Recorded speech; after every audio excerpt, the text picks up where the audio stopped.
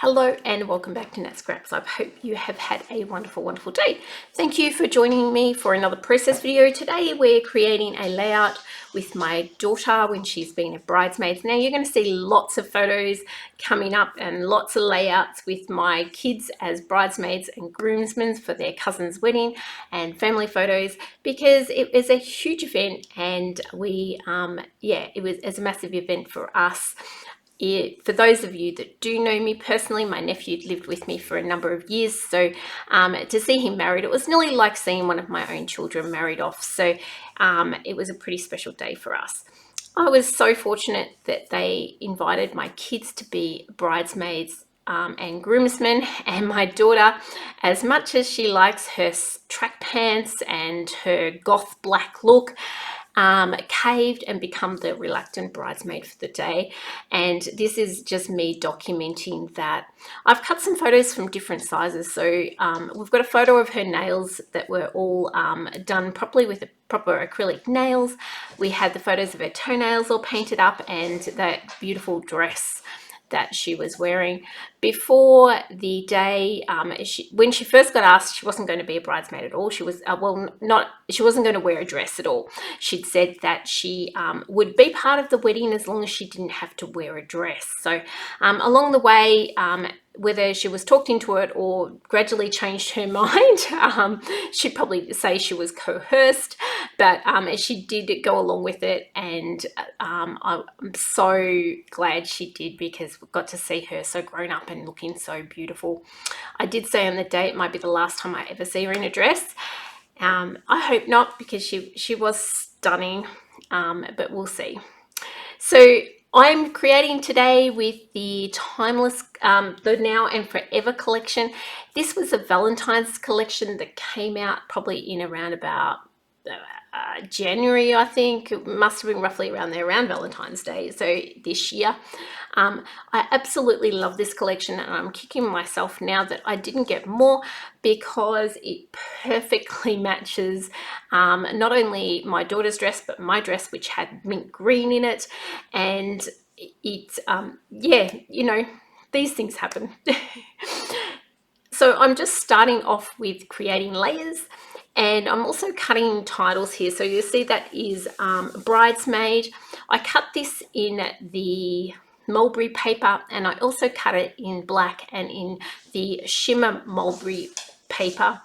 And I've got it there for options because I just didn't know quite which one I was going to go for in the end, but I've got them all there ready. I've also done a printing cut, and this is one of the words reluctant that I'm popping on a clear sticky note there at the bottom, and I'll bring that back in later. And I've also cut some smaller words that we add to the layout right at the end, and I hope you do get a chance to stick around and see that right through to the end. This is the Parisian notes. Parisian notes? Is that the way you say it? I think it is, as in Paris, Parisian note stamp. And I'm stamping this in a really light grey. Now I've got two light greys here, and I stamp it in the very lightest, and then I come back in with the second lightest that I have now. These are stamp inks that I've had for years and years, and I'm thinking, nope, I definitely need that slightly darker color, so I'm going to whip it over and stamp it again on the back. Now, spoiler alert, I end up stamping this a third time in a moment because I find that I didn't go far enough over to the left. Now, a little bit of a tip when you're stamping with those large background stamps and you don't really want all the edges and you don't want the solid image, is just to apply ink sort of in the middle and rotate out a little bit until you've only covered the inside of that stamp set. So then when you go to stamp it, it's going to finish off not hard inch like you do if you stamp up the whole thing. You can also put those stamps in your hand and roll those stamps over the paper, and you get some really beautiful looks like that by doing that technique as well. This is where I start to see that I need to bring it further over. You can see that I've got that longer piece of paper that I stretched out a little bit to get a little bit of length in it. By cutting down in the middle of the photo and putting it out a bit wider. but I'm sort of looking here and I'm going, I've got everything way too far over to the right, and I do want it closer to the end. So I'm going to come back in with a clean, fresh slate in a minute with a new piece of white paper and restamp that. Quite often in my workshop when I've got girls working and something happens, I go, it's only paper. It's only paper. It's not life or death. If something messes up like this and things aren't quite right, it is only paper. Start again. I can put this, I'm not going to throw it in the bin, I'm going to put this in my stash, and I might need a corner of a paper with a bit of texture on it at some stage, and I'll be able to whip this out and use it then.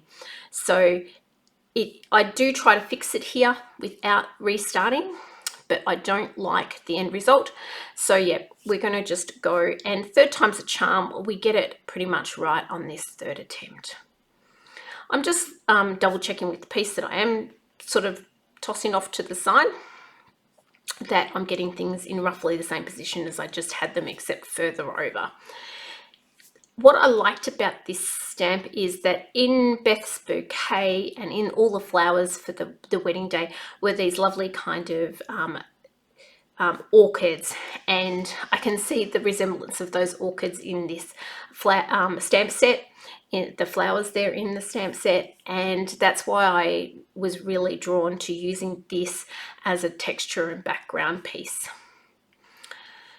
Now that I've got that on, I'm going to start kind of building them up. Now, this For Now and Forever set came with these beautiful stitched patches that are absolutely gorgeous. But every time I've gone to use them, I just haven't found the right location for them. And I'm sure, well, I am scrapbooking this wedding and the girls in that, I will definitely find a use for them. But I think I probably have half of them still left. So you see me there, I've pulled them in and then I've pulled them back out again, because it just wasn't quite to what I was looking for. Off screen there, I just gave that a little bit of blending with a grey ink around the striped mat, just to help it pop out. You'll notice straight away that it's now looking just a little bit more like a different piece of paper than another piece of white there.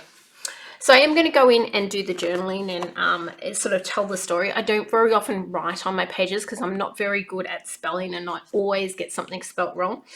But the journaling, if you did want to know, says, at first Beth was not going to even wear a dress. I'm so glad she changed her mind. She did it all: hair, nails, dress, even down to the toes. Reluctant but beautiful. So that is what I have popped onto the page there. Now, if you're watching really, really carefully, what I wrote down as notes was nothing like what ended up on the page. Go figure, I don't know. A little bit of sparkle brush there, just spotted over those areas before I got too many embellishments on and couldn't add any more there. And that just helps take a little bit of the open white space there up that is surrounding the page that I'm putting together. One of the things that really annoyed me was on the larger photo of Beth, there is a date. You can see it just down in the bottom right-hand corner. There's a bright yellow date that's printed on that photo. These ones come from my mum. I am trying to figure out if we can take the date away and reprint some of these photos, but it annoys me and I'm trying to move things around so I can cover it. I do end up finding something to put over the top of that, and I do fix that in a moment.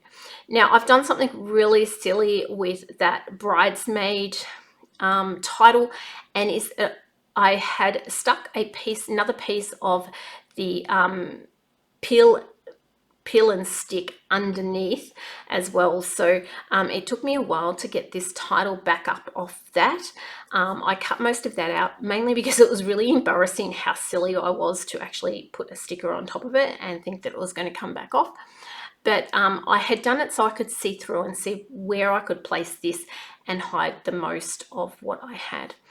I did in the end decide to put the shimmer paper on top of that black and just shadow it a little bit so that it popped a little bit more and didn't sort of fall into the background quite as much.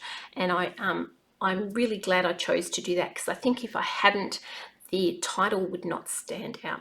You can see there I've got that heart sticker at the moment stuck over that date. We'll keep coming back to that.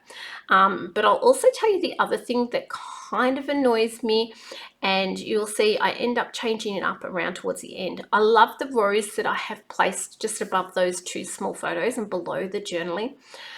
But I feel like every time I looked at the page, my eye was drawn to that flower.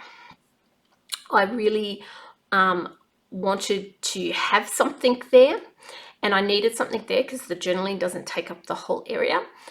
But I felt like that I went straight to that flower and it didn't go anywhere else on the page. The other thing that I don't like is that you can see where I've put that butterfly now. I've popped it there for a reason at the moment. I'll find something else to put there later on. Is that dress looks really purple in that photo. And again, it grabs your eye and draws you to that spot rather than, you know, being catching your eye. It kind of takes you just to there. So when you see me now moving lots and bits and pieces around, the reason being is I'm trying to get away from having those areas as real focal areas and have the photo as the focal area, because really that's what it should be. What grabs your attention the most is the photos, not the embellishments. The embellishments are beautiful, but they're meant to play second fiddle to your actual photos. I grabbed that background stamp and I stamped it out a few times on some scrap paper, and you'll see I'll bring these in, and I'm really glad that I chose that because it really highlighted those flowers and that part of the design, which was starting to get covered up in lots of spots. There's one spot up in the corner of where the top of the photo is in the journaling blocks there too, that didn't have anything and definitely needed something. So popping that photo there helped a lot. I'm going to cut a couple more and put them around, and then you'll see that I eventually take that flower that I was talking about away and put some other things there, because it does continue to annoy me that it seems to be a focal spot for my eyes. Might not be for you guys. I'd love to know. Let me know in the comments if you think that I should have left it there. I quite like that butterfly down the bottom. I've just moved it up to the top there, and I wish I'd left it down at the front of the bridesmaid, but when I stuck it on there, it stuck like glue. So I was left with that butterfly up in that top right corner. Here's another little stamp set. It's got some shields on it and a couple of other pieces. I'm going to stamp these out and try to pop these in a couple of spots around. I'm also going to stamp out this old-fashioned camera and use the dies to cut that out as well. So I'm just trying to think at this stage what I can put in where that flower was and what will work up there rather than having that flower. And you can see here I like the camera. The frame I've sort of brought in just as an extra. I put the flower back for a while. It does eventually go away.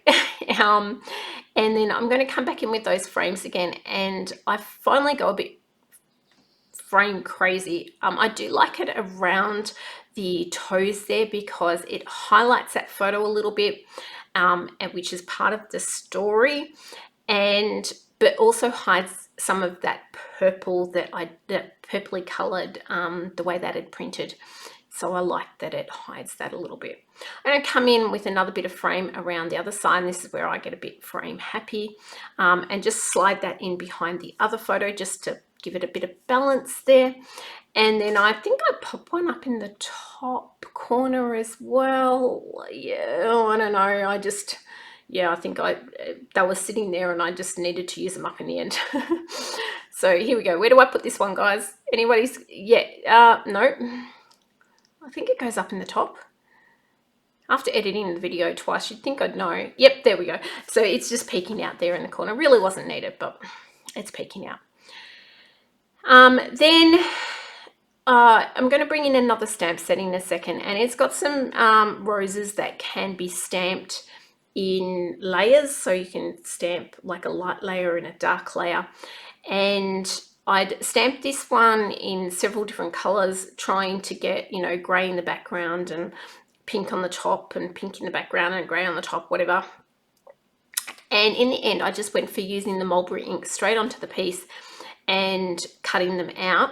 I did blend just a smidge of mulberry over them just to give them a slightly softer look, but they worked really well. So I'm going to cut a few of those out, and they're going to go in up around that area where there's a little bit of gaps with the camera and those couple of frames there. So I think I bring in 3 or 4 of those in the end to fill out that cluster. But as I said before, I'd love to know what you think should have gone there. Should have the flower stayed there? I know the flower was pretty, but should the flower stayed there? Should the butterfly stayed there?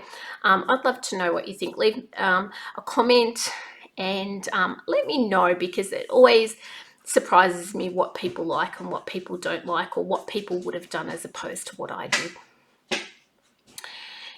I must be cutting a couple more of those out, and very soon though we are going to glue all this down, and with the magic of YouTube it will just turn up all glued down, and then we're just going to do a few finishing touches. So the things that I'm going to do, I'm going to blend around the outside edge with a little bit of that mulberry ink, just soften up those edges so they're not just a stark white.